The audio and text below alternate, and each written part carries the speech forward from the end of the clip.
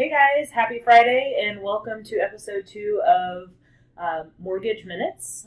Here, Eric and I are here to kind of talk a little bit about, the hot topic this week, day 28 of the government shutdown. 2-8. Big number. Big number. Well, it hasn't affected us realistically in doing our normal job, but I think you'll see a slowdown later on in the year because it's going to be a drag on the economy. If people can't close on their loans, that's going to have an impact on stuff later on in the year, I think.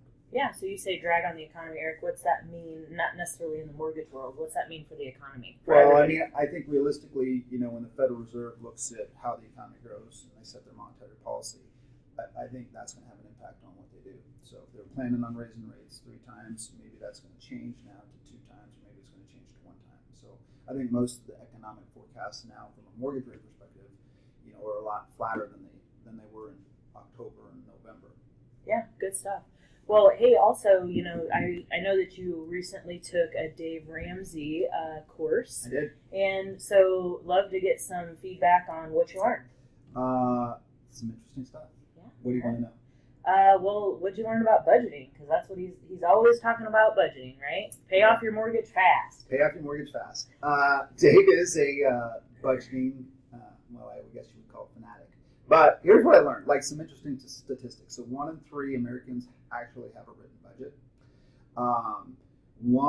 44% of Americans, if they needed to cover $1,000 to pay an emergency, couldn't do it.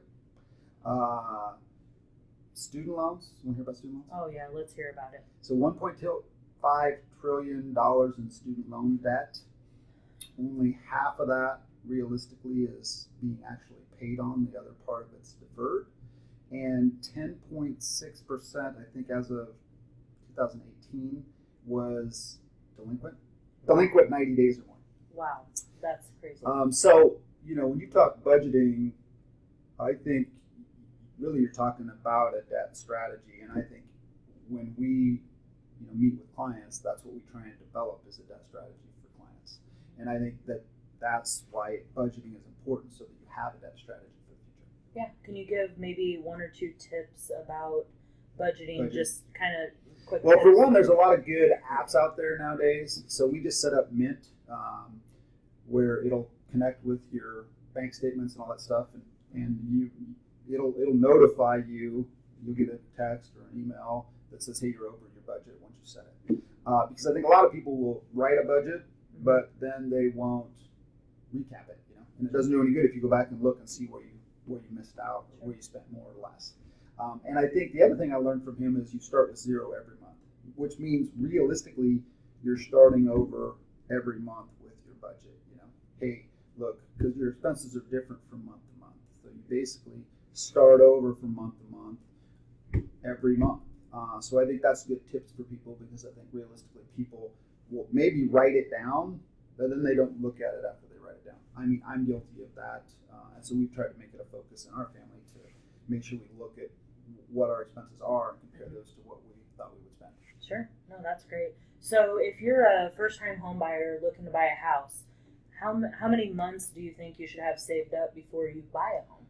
Well, so if you're looking at baby steps, Dave would say, hey, you have $1,000 that you get in a basic emergency fund to pay for anything that's necessary, and then you work towards 3 to 6 months worth of expenses that you have in liquid format that you could use for an emergency, or somebody loses a job, or somebody gets hurt. So that's what we want clients to work towards, is that 3 to 6 months number.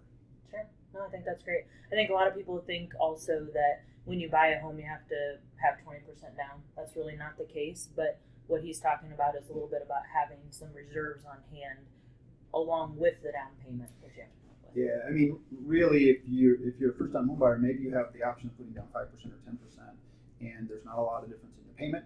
So realistically, maybe you err on the side of, hey, I'm going to have a little bit less down, so I have a little bit more cash on hand. Okay. Awesome. Well, thanks, Eric, for sharing your insight on Dave Ramsey. And if anyone has any additional questions, please reach out to Benchmark Mortgage. We'll put our contact information out there in case you want to contact and reach out to us. Sounds good. Okay. Thanks, guys.